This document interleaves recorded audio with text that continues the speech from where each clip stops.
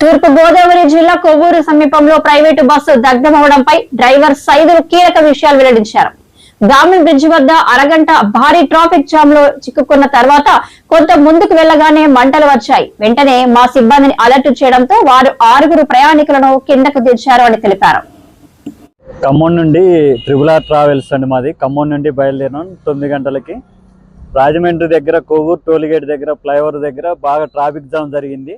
ఆ ట్రాఫిక్ జామ్లో అర్ధగంట జర్నీ చేసినాం. ఆ ఫ్లైఓవర్ మీదకి రాగానే ఒక్కసారిగా మంటలు చెలరేగిపోయినాయి. నేను అలర్ట్ అయ్యి మా స్టాఫ్ని మేలుకొంచిన. వాళ్ళు లేచి 6 ప్యాసింజర్లు ఉన్నారు, వాళ్ళని దించారు. ఆ మంటలు చల్లార్పడానికి ఫైర్ సిలిండర్లతోనే ప్రయత్నం చేసినా మంటలు చల్లారలేదు. బస్సు పూర్తిగా దగ్ధం అయిపోయింది. ప్యాసింజర్లు వాళ్ళకెళ్ళ వాళ్ళు బస్సు ఎక్కిపోయారు. వాళ్ళ ఫోన్లో ఫాలోఅప్ చేశా. ఫోన్లో ఫాలోఅప్ చేస్తే బస్సులో ఎక్కి వెళ్ళిపోతున్నాం అండి అన్నారు. థ్యాంక్స్ చెప్పారు, మాకు మా ప్రాణాలు కాపాడిరండి మీరని థ్యాంక్స్ చెప్పేశారు. మాకు పోలీసు వారు ఫైర్ సిబ్బంది వారు కనుక మంచి సహకరించారు.